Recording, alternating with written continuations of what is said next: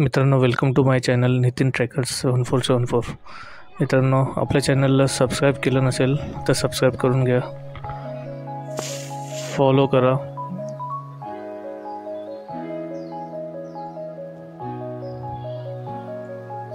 आणि लाईक करायला विसरू नका. तर आज आपण होळीबद्दलची माहिती जाणून घेऊयात. होळी हा रंग, प्रेम आणि वसंत ऋतूचा सण म्हणून साजरा केला जाणारा लोकप्रिय आणि महत्त्वाचा हिंदू सण आहे. हे राधा आणि कृष्ण या देवतांचे शाश्वत आणि देवी प्रेम साजरे करते. या व्यतिरिक्त हा दिवस वाईटावर चांगल्याच्या विजयाचे प्रतीक आहे, कारण तो हिरण्यकश्यपूवर नरसिंहाच्या रूपात विष्णूच्या विजयाचे स्मरण करतो. होळी भारतात वसंत ऋतूचे आगमन, हिवाळ्याचा शेवट आणि प्रेमाचा बहर साजरी करते. हे वसंत ऋतू कापणीच्या चांगल्या हंगामासाठी देखील एक आव्हान आहे. हे एक रात्र आणि एक दिवस चालते. हिंदू पंचांग फाल्गुनी महिन्याच्या पौर्णिमेच्या संध्याकाळी चालू होतो.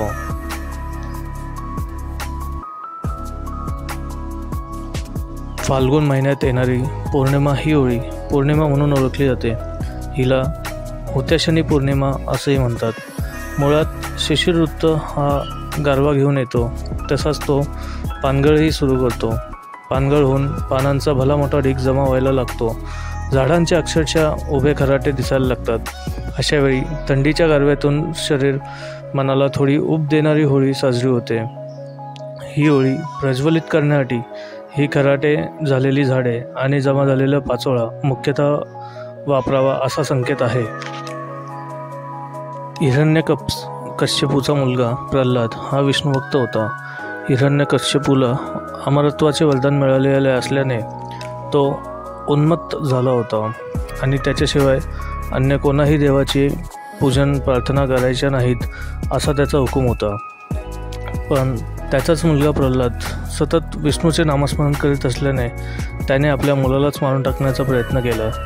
त्यासाठी त्याने आपली बहीण होलिका हिला बोलावले. होलिका कधी अग्नीने जळू शकत नाही असा तिलाही वर मिळालेला होता.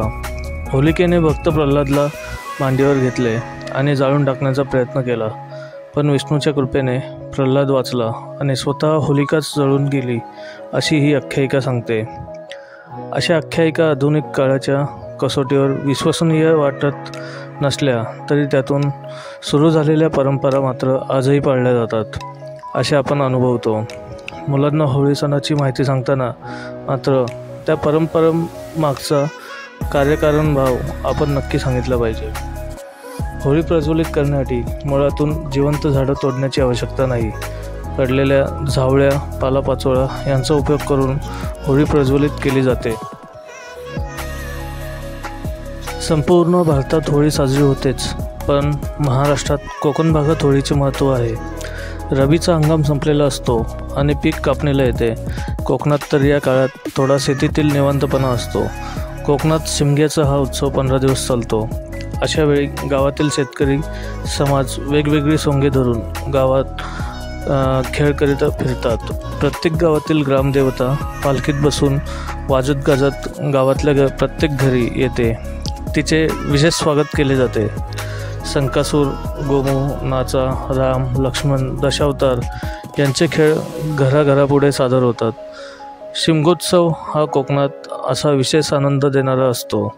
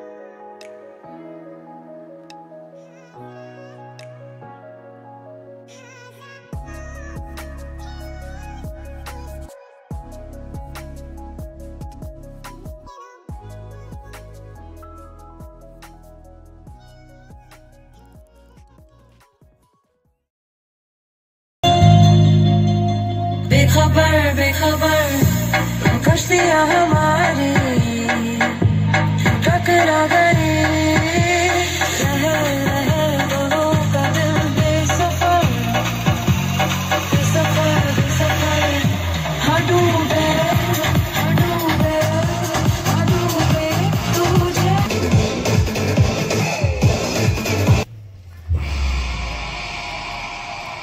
वाइट टू वाइट फेस देखे दिल वो बीटिंग फास्ट ससुरा चांस मारे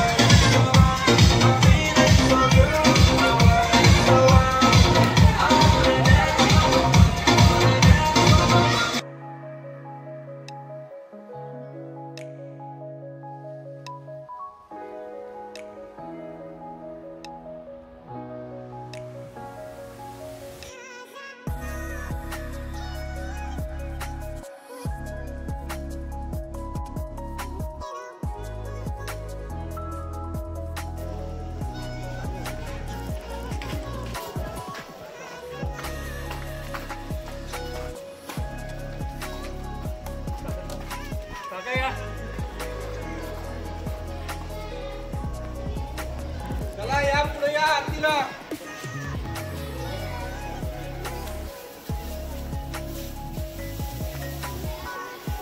हो मावशी या आरतीला पुढे या.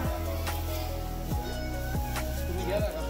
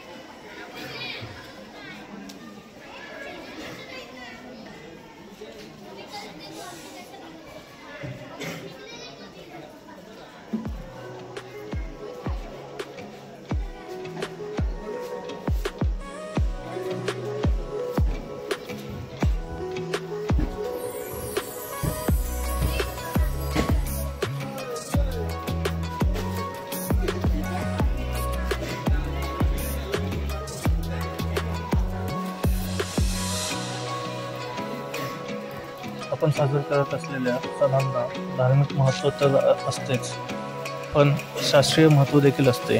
होळी दहन मनुष्याला आपल्या मनातील वाईट विचारांना होळीप्रमाणे आगीत जाळून राख करावी या गोष्टीचे प्रतीक आहे.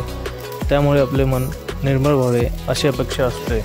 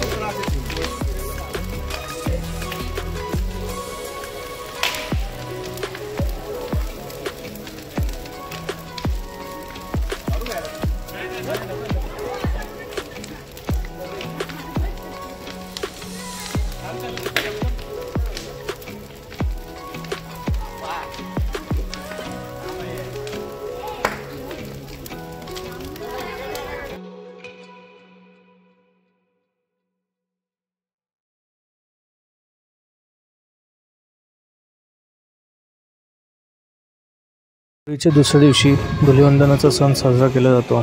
एकमेकांना गुलाल लावणे आणि रंगांचे उधळण करणे, सर्वांनी एकत्र येणे बंधुभाव आणि एकतेचे प्रतीक असते.